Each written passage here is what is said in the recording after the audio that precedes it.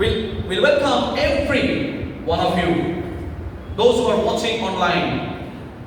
আজকে যে বিষয় থেকে আমরা দেখব, যেটা লেখা রয়েছে আদি পুস্তক তার 12 অধ্যায় 1 থেকে 5 পদ, খুবই পরিচিত আদি পুস্তক জেনেসিস তার চ্যাপ্টার 12 ভার্স 1 till 5 আমরা আজকে দেখব। আদি পুস্তক 12 অধ্যায় অতি পরিচিত, ভীষণ ফ্যামিলিয়ার প্যাসেজ।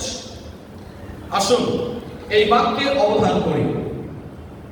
এর আগে 11 পর্যন্ত ঈশ্বর অনেক কিছুই তিনি করেছেন। সৃষ্টি থেকে শুরু করে তিনি একে একে তিনি তার পরিকল্পনা অনুসারে মানুষ পাপে পড়ল।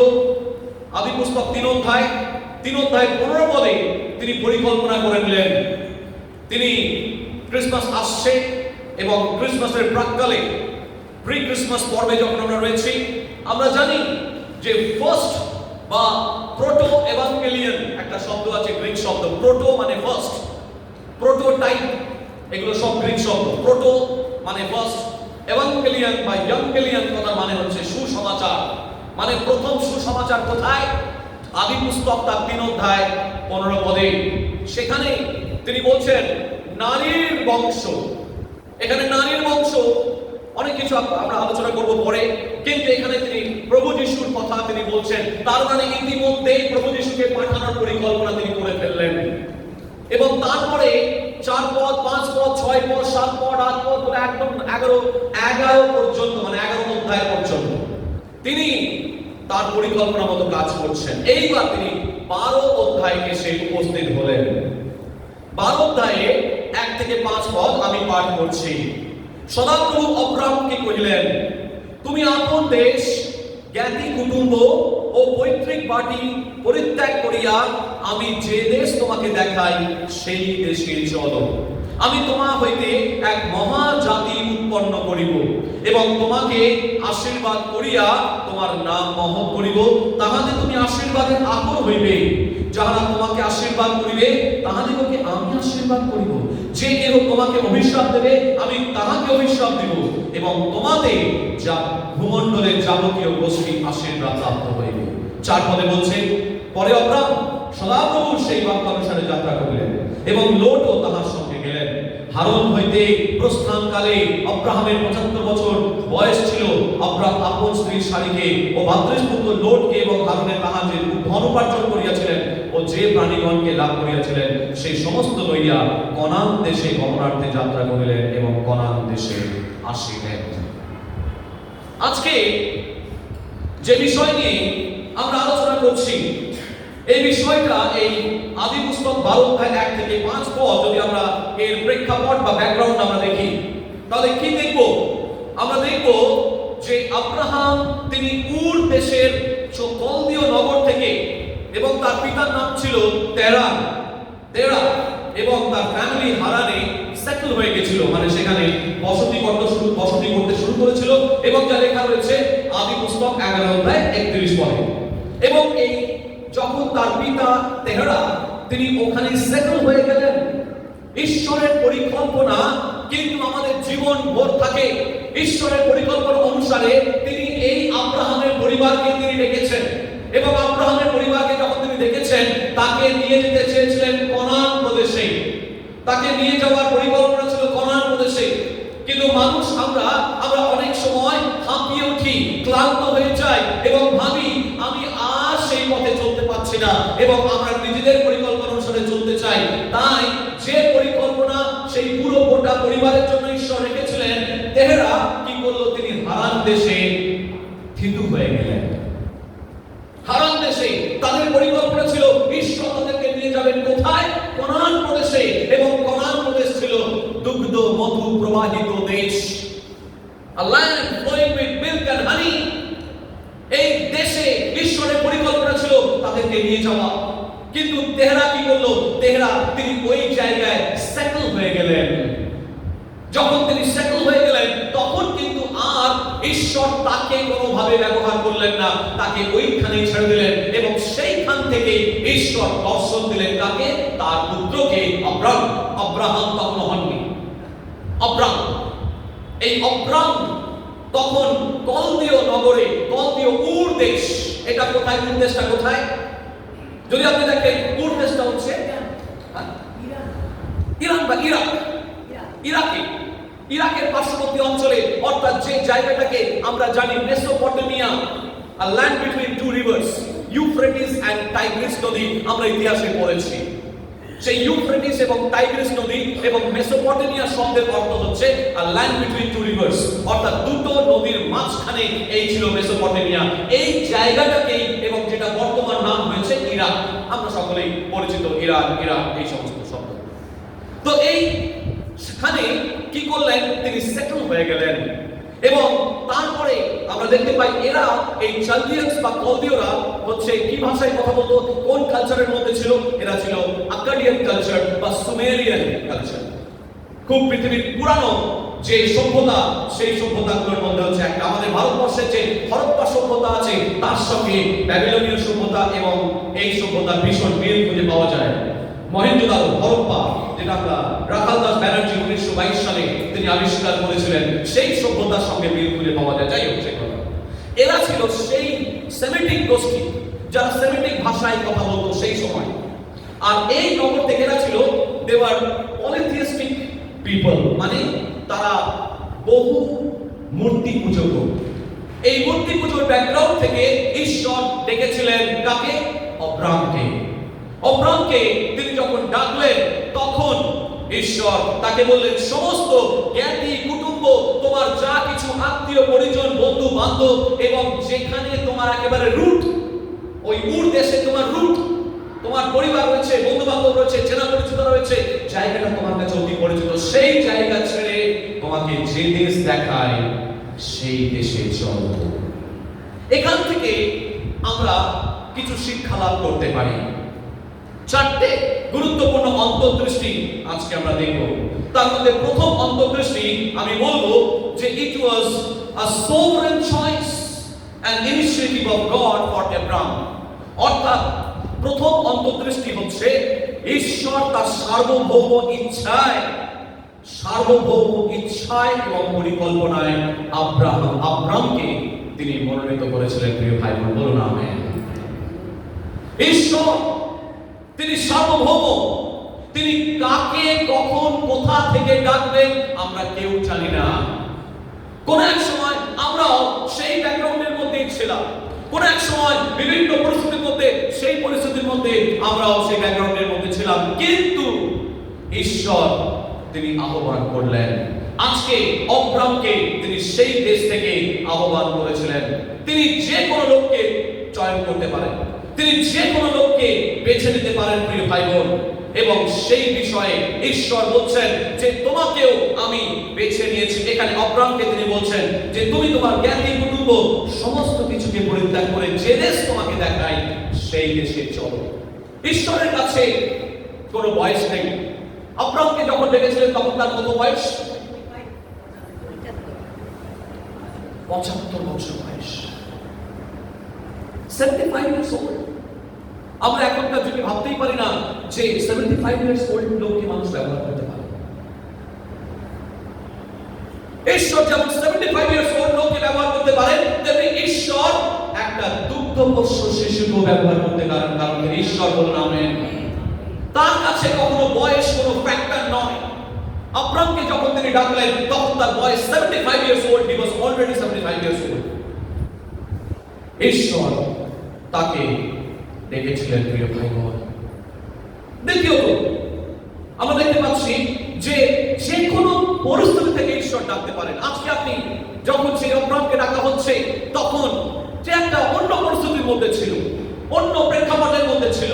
তার বাবা ইতিমধ্যে তিনি ইতিমধ্যে হারানের মধ্যে সেটেল হয়ে গেছেন, তিনি আর নড়তে চড়তে চাইছেন না। তিনি বলছেন এই যথেষ্ট, আর আমি পাচ্ছি না। কিন্তু ঈশ্বর সেই জায়গা থেকে তাকে বললেন। কারণ মনে রাখবেন, ঈশ্বর যখন কাউকে ধরেন, ঈশ্বর যখন কাউকে ব্যবহার করতে চান, তাকে তিনি বলেন তুমি থেমে থেকো না, তুমি আমার দিকে তাকাও, তুমি আমার দিকে তাকাও, তুমি আমার দিকে তাকাও, আমি তোমাকে ব্যবহার করব, তুমি থামবে না। পিতর যখন জলের উপর দিয়ে হাঁটছেন, মনে আছে ঘটনাটা সকলের? পিতরের মধ্যে আরো কিন্তু তারা শিষ্যরা ছিল। কতজন শিষ্য ছিল? 12 জন। কই 12 জন তো নৌকা থেকে বেরোলো না, একমাত্র কে বেরিয়েছিল? পিতর। পিতর বোট থেকে বেরিয়ে, নৌকা থেকে বেরিয়ে ঈশ্বরের দিকে তার দৃষ্টি, যতক্ষণ ঈশ্বরের দিকে তার দৃষ্টি, সে কিন্তু জলের মধ্যে হেঁটে যাচ্ছে, সে কিন্তু বুঝতেও পারছে না তার জীবনে অলৌকিক ঘটনা ঘটে যাচ্ছে। প্রিয় ভাই বোন, আপনি যখন ঈশ্বরের দিকে তাকাবেন, দেখবেন আপনার মধ্য দিয়ে ঈশ্বর অলৌকিক কার্য সাধন করতে পারেন। যারা সেই প্রথম শতাব্দীর মণ্ডলীতে যারা সমস্ত বিশ্বাসীরা ছিল, তারা সকলে সাধারণ থেকে সাধারণ ব্যক্তি ছিল। তাদের মধ্যে অনেকেই পড়ালেখা জানতো না, তাদের মধ্যে অনেকেই ছিল যারা ঠিক মতো মানুষের সাথে মেলামেশা করতে পারতো না, তারা অনেকে ছিল অন্তর্মুখী, তারা বুঝতেই পারতো না কিভাবে কথা বলতে হয়। ঈশ্বর এমন মানুষদের ক্ষেত্রে তিনি ব্যবহার করেছেন, বলো না। আজকে প্রিয় ভাই বোন, অব্রামকে যখন তিনি ব্যবহার করছেন, তিনি অব্রামের জীবনে যা কিছু বাধা, যা কিছু চ্যালেঞ্জ, সেই দিকে তাকাচ্ছেন না। তিনি দেখছেন যে আমি একে চয়ন করেছি, আমি একে মনোনীত করেছি, আমি ওকে ব্যবহার করব। ঈশ্বর এই যে অব্রাহাম নিজেকে নিজে চয়ন করেননি, ঈশ্বর তাকে চয়ন করেছিলেন, বললাম। আমরা অনেক সময় ভুল করে ফেলি, আমরা ভাবি নিজেকে নিজে আমি চয়ন করতে পারি। সরি, ঈশ্বরের রাজ্যে নিজেকে নিজে চয়ন করা যায় না। ঈশ্বরের সোভারেন, গড সোভারেনিটি বলে একটা আমরা সিস্টেমেটিক থিওলজিতে পড়াই। গড সোভারেনিটি অর্থাৎ ঈশ্বরের সার্বভৌমত্ব। ঈশ্বর তার নিজের ইচ্ছায় যে কোনো লোককে যে কোনো সময় তার রাজ্যের কাজে ব্যবহার করার জন্য তিনি বেছে নিতে পারেন। আর এখানে আব্রামকে তিনি বেছে নিয়েছিলেন, বড় নামে। দ্বিতীয়ত, আব্রামকে যখন তিনি বেছে নিলেন, আব্রাম কি করলেন একবার দেখা যাক। 12 অধ্যায় 4 পদে কি লেখা আছে? আব্রামকে যখন বেছে নিলেন, আব্রাম তখন কি করলেন? ছুটে পালিয়ে গেলেন। দেখুন 12 অধ্যায় কি আছে, 4 পদে। পরে আব্রাম সদাপ্রভুর সেই বাক্যানুসারে যাত্রা করলেন এবং লোটও তাহার সঙ্গে গেলেন। অদ্ভুত ব্যাপার, কি অদ্ভুত না? একজন কেউ বলল, তুমি তোমার জ্ঞাতি কুটুম্ব, আত্মীয় স্বজন, বন্ধু বান্ধব ত্যাগ করো, চলো লোটাকঙ্কর নিয়ে এবার গোটাও, চলো আমি তোমাকে যে দেশ দেখাই। কোন দেশ দেখাই? ব্লুপ্রিন্ট হাতে নেই, প্ল্যান পরিকল্পনা কিছু নেই। ঈশ্বর বললেন, আমি তোমাকে যে দেশ দেখাই সেই দেশে চলো। আব্রাহাম শুধু সেখানে, ইংরেজি বাইবেলে লেখা আছে, Abraham went in perfect obedience. Abraham went in perfect obedience. বাধ্যতায় তিনি শুধু চলে গেলেন, ব্যাস। আমি ইংরেজিতে লিখেছি, he never fought but followed. He never fought but followed. আমরা অনেক সময় কি করি? কেন প্রভু তুমি আমাকে পাঠাচ্ছ? কেন আমি না অন্য কেউ নয়? কেন আমাকে তুমি কেন পাঠাচ্ছ? আমি যাব না, আমি আমার, তুমি জানো আমার কত চ্যালেঞ্জ আছে, আমি জানো আমি এই সমস্ত পরিস্থিতির মধ্যে আছি, আমি কি করে যাব? আমরা অজুহাত দেখাই। কিন্তু ঈশ্বর বললেন, আব্রাহাম তোমাকে আমি ব্যবহার করতে চাই। এসব কিছু বলেন, তিনি বলেছেন জ্ঞাতি কুটুম্ব ত্যাগ করো। আব্রাহাম নেক্সট 4 পদে তিনি বললেন চলে গেলেন। আব্রাহাম চলে গেলেন, তাকে যা বলা হলো তিনি সঙ্গে সঙ্গে চলে গেলেন। আব্রাহাম ছিলেন একজন সাহসী ব্যক্তি, এবং তার আমার সেকেন্ড পয়েন্টে যেটা আমি বলতে চাইছি সেটা হচ্ছে আব্রাহামের বিশ্বাস কার্যে রূপান্তরিত হয়েছে, বলুন আমেন। দ্বিতীয় অন্তর্দৃষ্টি, আব্রাহামের বিশ্বাস কার্যে রূপান্তরিত হয়েছে। আমরা মুখে বলি আমরা বিশ্বাসী, কিন্তু আমাদের কার্য আমাদের বিশ্বাস থেকে অনেক দূরে। ঈশ্বরের বাক্য বলছে, তুমি যদি প্রকৃত বিশ্বাসী হও তাহলে কার্যবিহীন বিশ্বাস মৃত। কার্যের মধ্য দিয়ে সেই বিশ্বাসকে প্রমাণ করতে হবে। আজকে ঈশ্বর বলছেন আব্রাহামের দিকে তাকাও। আব্রাহামকে বলা হলো, এবং সঙ্গে সঙ্গে আব্রাহাম বিশ্বাস এতটাই বেশি ছিল, দুবার প্রশ্ন করেনি। প্রশ্ন তো করেনি, এমনকি প্রশ্ন করার মানসিকতাও তার ছিল না। কোনোভাবে জেস্টারের মধ্য দিয়েও, বডি ল্যাঙ্গুয়েজের মধ্য দিয়েও সেটা প্রকাশ করেনি। বরং মোশে প্রশ্ন করেছিলেন, 5টা অজুহাত দেখিয়েছিলেন, মনে আছে? মোশে প্রশ্ন করেছিলেন, আমি তোতলা, আমি ওখানে গিয়ে কি বলবো, কে পাঠিয়েছে আমি কি বলবো, 5টা প্রশ্ন করেছিলেন আব্রাহাম। কোন প্রশ্নই করে 4 মধ্যে বলছেন তাকে ডাকা হলো, চলে গেলেন। আর কোনো কথা নেই, প্রস্তুতি নিলেন, ওসব কিছু নেই, চলে গেলেন। ঈশ্বর আমাদেরকে বলছেন, এইখানেই বলছেন যে আমি ইংরেজিতে এটা করেছি এব্রাহামস ফেথ ইনটু অ্যাকশন, অর্থাৎ আব্রাহামের বিশ্বাস অনুসারে তিনি কার্য করলেন। ঈশ্বর আমাদের জীবনে তিনি বিশ্বাসকে দেখা যায় না। যদি বলে আমার কতটা বিশ্বাস আছে, it's abstract in nature. Abstract মানে চোখে দেখা যায় না, ট্যানজিবল নয়। আমি চোখে দেখে এইটা কতগুলো ফ্যান আছে আমি গুনে বলে দিতে পারবো, বিকজ ইজ আ কাউন্টেবল। কিন্তু বিশ্বাস কতটা আছে ফিতে দিয়ে মাপতে হবে। 2 ফুট বিশ্বাস, 5 কিলোমিটার বিশ্বাস, কতটা বিশ্বাস আছে না আমি 5 কিলোমিটার যেতে পারবো, মানে 5 কিলোমিটারের বিশ্বাস, এরকম বলা যায়? অ্যাবস্ট্রাক্ট, দেখা যায়। কিন্তু কিভাবে আপনি প্রমাণ করবেন আপনার বিশ্বাস কাজ? আব্রাহামকে বলা হলো যে এখানে তুমি জ্ঞাতি কুটুম্ব প্রতিরোধ ছেড়ে তুমি এগিয়ে যাও, এবং আব্রাহাম কোনো প্রশ্নহীন ভাবে আনকোশ্চেনেবল অবিডিয়েন্স তার মধ্যে ছিল। তিনি বেরিয়ে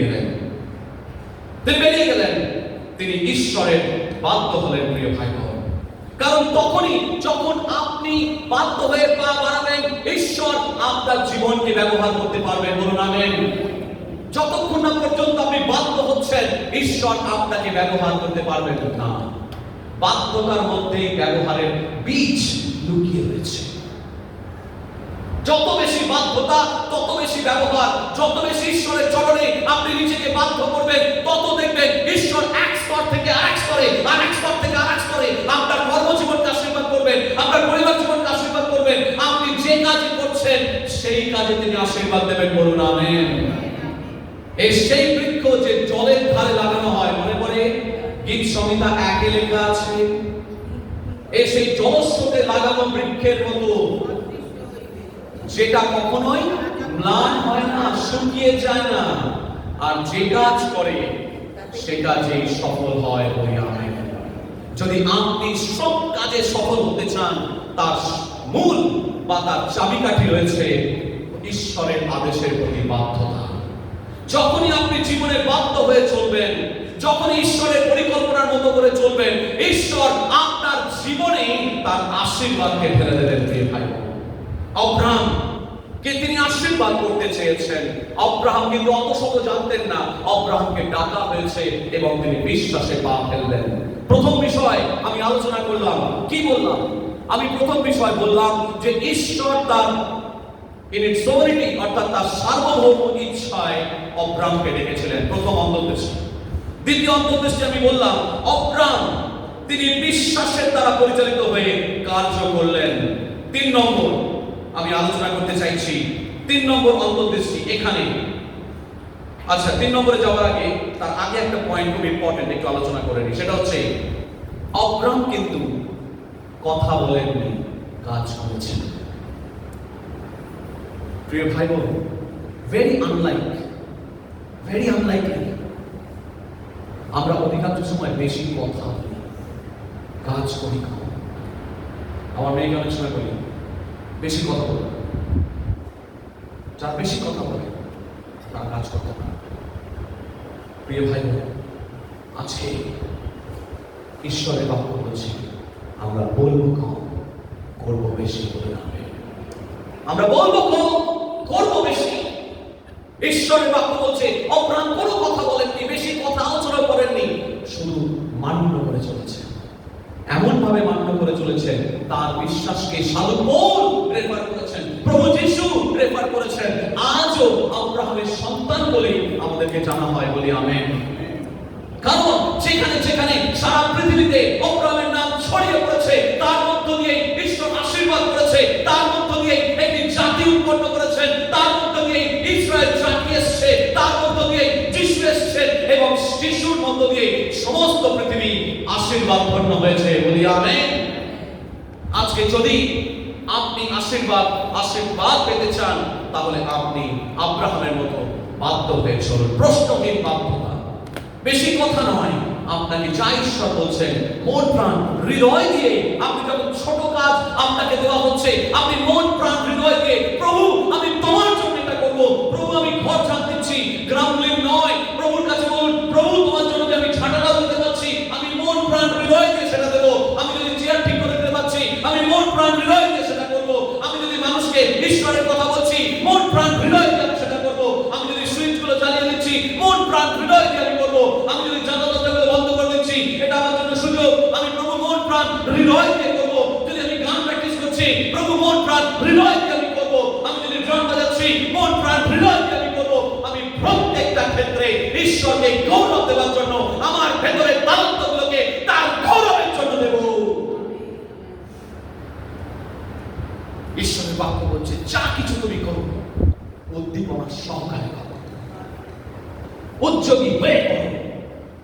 আমি সব কিছু, প্রভু আমার কিছু নয়, এভরিথিং বিলংস টু হিম। আমার জ্ঞান, আমার বুদ্ধি, আমার শক্তি আমার নয়, সব কিছু তোমার। গত দুদিন আগে আমার ছোট পিসমশাই, তারা হিন্দু, ইনফ্যাক্ট তারা মুখার্জি ব্রাহ্মণ, 3 দিন আগে হঠাৎ ব্রেন স্ট্রোক হলো, কয়েক ঘন্টার মধ্যে শেষ। খবর পাইনি যে শ্মশানে যাও, পেলাম অনেক দেরিতে। গতকাল তার সাথে দেখা করে আসলাম, ছোট বিশেষ মুহূর্তের মধ্যে এভরিথিং ওয়াজ ফিনিশড।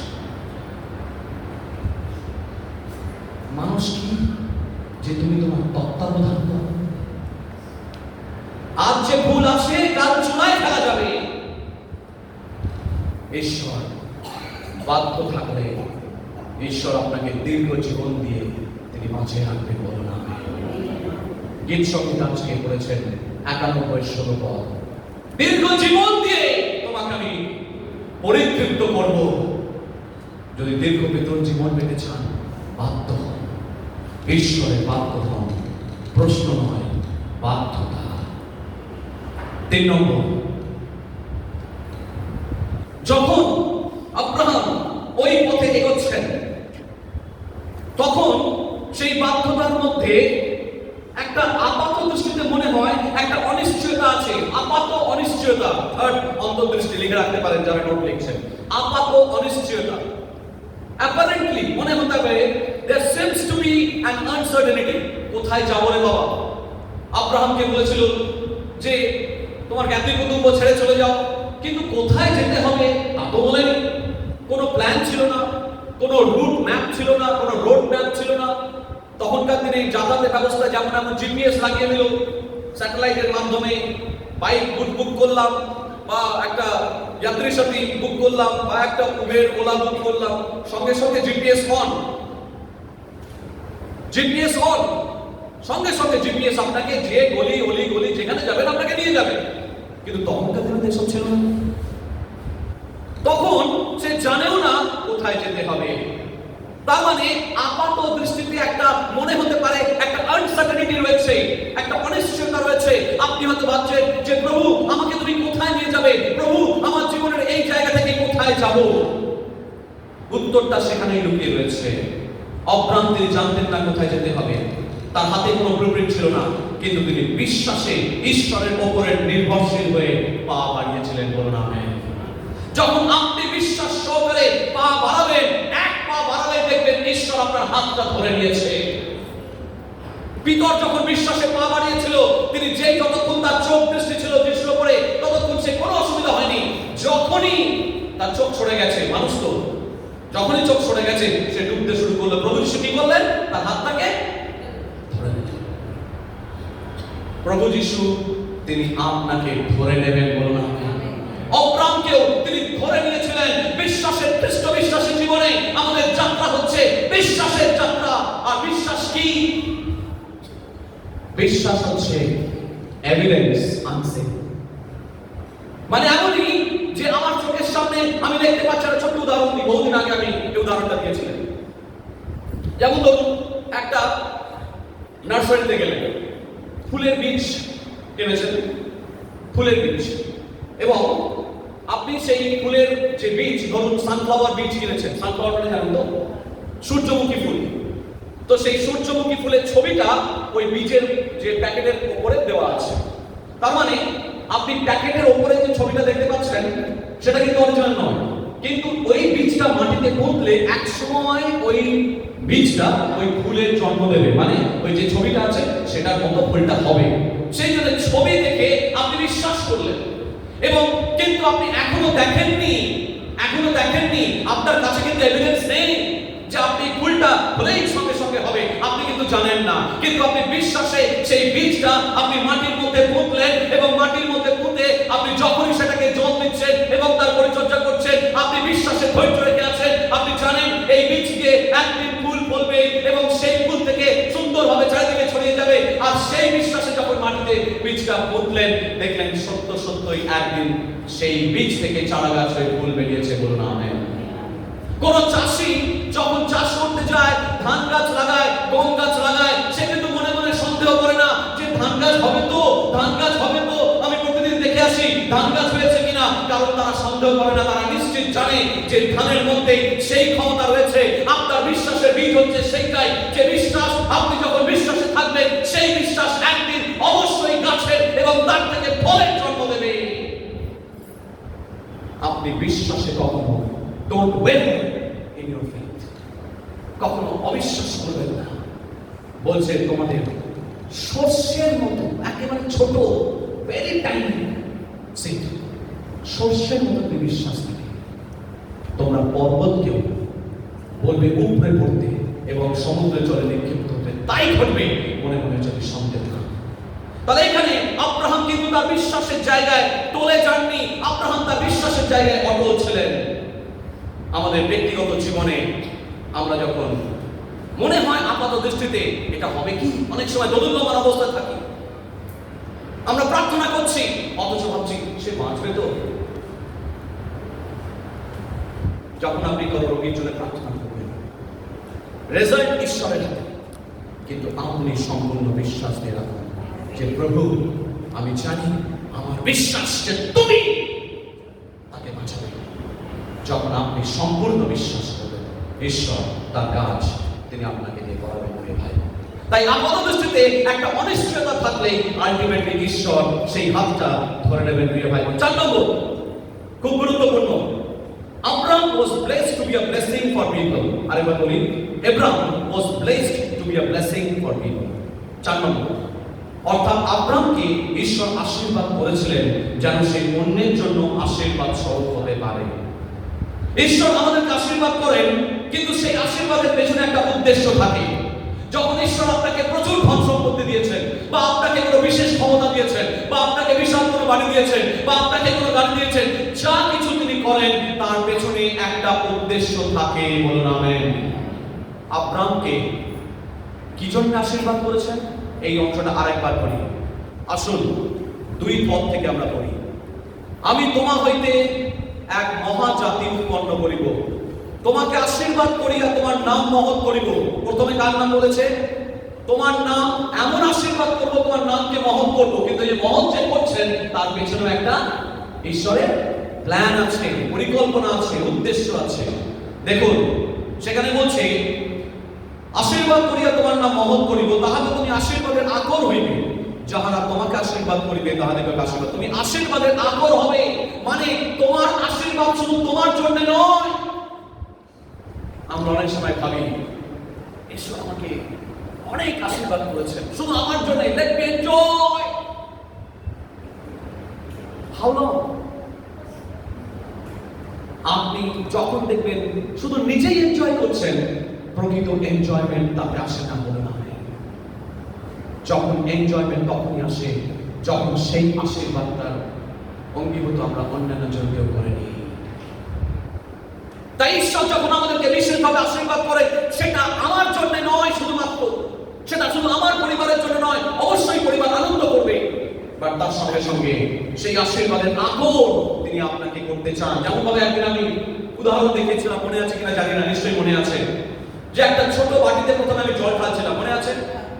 ছোট বাটিতে জল ঢালছি, সেই ছোট বাটির নিচে আরেকটা বড় বাটি রেখেছি, তাতেও জল ঢালছি। মানে প্রথমে ছোট বাটিতে জল ঢালছে, তার নিচে একটা বড় বাটি, তার নিচে একটা বড় বাটি, এবং লাস্টে একটা বড় প্লেট, এবং আমি ছোট্ট বাটির মধ্যে জল ঢালতে শুরু করেছি। জল ঢালতে ঢালতে প্রথমে বাটিটা উপচে পড়লো। প্রথমে ওই একটা জায়গাতে কিন্তু জল ঢালছি, ওই একজনের উপরে, ওই একটা বাটির মধ্যে জল উপচে পড়ে গেল। তারপরে সেই জল উপচে পড়ে তারপরে বড় বাটিটার মধ্যে পড়ে গেল। তারপরে সেই জল আস্তে আস্তে আস্তে তার বড় বাটিটার মধ্যে পড়ে গেল, এবং এই করতে করতে করতে করতে পুরো থালার মধ্যে জল ভর্তি। তার মানে আপনার উপর থেকে ঈশ্বর যখন আশীর্বাদ করছেন, সেই আশীর্বাদ আপনার মধ্য দিয়ে, আপনার পরিবারের মধ্য দিয়ে, আপনার বন্ধু বান্ধবদের মধ্য দিয়ে, আপনার পাড়া প্রতিবেশীদের মধ্য দিয়ে, আপনার সেই লোকালিটিতে, আপনার মণ্ডলীর মধ্যে এবং সমস্ত জায়গায় সেই আশীর্বাদ ছড়িয়ে যাবে। আর সেই কারণেই তিনি বলেছেন তোমরা প্রথমে জেরুজালেম, তারপরে সামারিয়া, তারপরে জিহুদা, পৃথিবীর প্রান্ত পর্যন্ত তোমরা যাবে। তার মানে তোমাদের জীবনে যে আশীর্বাদ আমি করে চলেছি, সেই আশীর্বাদ শুধুমাত্র নিজেদের জন্য নয়, কিন্তু সমস্ত মানুষের জন্য। সেই কারণেই যোহন লিখিত সুসমাচারের 3:1 তিনি বলেছেন, কারণ ঈশ্বর জগৎকে এমন প্রেম করলেন যেন তার দ্বারা সমস্ত জগৎ আশীর্বাদ পায়। আমাদের জীবনে যে আশীর্বাদ তিনি করছেন, সেই আশীর্বাদ আমাদের জন্য শুধু নয়, সেই আশীর্বাদের পেছনে একটা উদ্দেশ্য আছে, যেন সেই আশীর্বাদ আমাদের মধ্য দিয়ে সমস্ত জায়গায় ছড়িয়ে যায়। বলুন হবে। প্রথম শতাব্দীর মণ্ডলীতে ভালো করে প্রেরিত পুস্তক পাঠ করবেন, দেখবেন সেখানে কি লেখা রয়েছে। সেখানে এভরিথিং ওয়াজ কমন। তারা সকলেই সমস্ত কিছু নিয়ে আসছিল মণ্ডলীতে, এবং তারা শেয়ার করছিল, আনন্দ করছিল। প্রিয় ভাই বোন, they were not selfish। ঈশ্বর তাদেরকে প্রচুর দিয়েছিলেন, ঈশ্বর তাদের আশীর্বাদ করবেন। আসুন মার্ক লিখিত সুসমাচার 16:15-16 একসঙ্গে দাঁড়িয়ে উঠি, পাঠ করি। আমরা উঠে দাঁড়াই। মার্ক লিখিত সুসমাচার 16:15 এবং 16। মার্ক লিখিত সুসমাচার 16:15 এবং 16 আমরা একসঙ্গে পাঠ করি। যদি খুঁজে পেয়ে থাকেন পাঠ করবেন। 15-16। হ্যাঁ।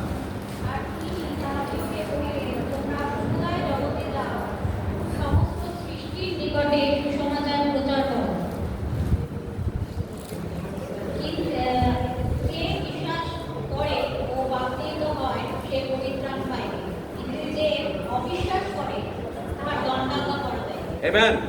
এখানে বলছে যাও তোমরা সমুদয় জগতে। কি বলছে? সমুদয় জগতে যাও। যে ঠিক এই কথাটাই তিনি নিনেভে শহরে যাওয়ার জন্য জোনাকে বলা হয়েছিল। ঈশ্বর বলেছিলেন, জোনা তুমি নিনেভেতে যাও এবং আমার বাক্যকে সুসমাচার প্রচার করো, তারা বেঁচে যাবে। কিন্তু সেই স্বার্থপরের মতো ভেবেছিল, জিহুদীরা স্বার্থপরের মতো ভাবতো আশীর্বাদ আমাদের জন্যই, আশীর্বাদ আমাদের জন্যই। বেতেল যদি ভাবে আশীর্বাদ শুধু আমাদের জন্যই, ঈশ্বরের পরিকল্পনা এখন আপনি ধরতে পারেননি। ঈশ্বরের পরিকল্পনা সমস্ত জগতের জন্য। বেতেলের মধ্য দিয়ে সমস্ত আশীর্বাদ সমস্ত কলকাতার বুকে ছড়িয়ে যাবে। তিনি সেই কারণে বলছেন যাও সমুদয় জগতে। আজকে কতজন যেতে প্রস্তুত? কতজন ঈশ্বরের আশীর্বাদ নিয়ে মানুষের জীবনে যেতে প্রস্তুত? ঈশ্বর তিনি প্রশ্ন করছেন, কौन जाएगा, कौन मेरे लिए, कौन जाएगा, कौन मेरे लिए। प्रभु तो मुझको भेज, मैं जाऊंगा। प्रभु तू मुझको भेज, मैं जाऊंगा। कौन जाएगा, कौन मेरे लिए, कौन जाएगा, कौन मेरे लिए। प्रभु तू मुझको भेज, मैं जाऊंगा। प्रभु तू मुझको भेज, मैं जाऊंगा।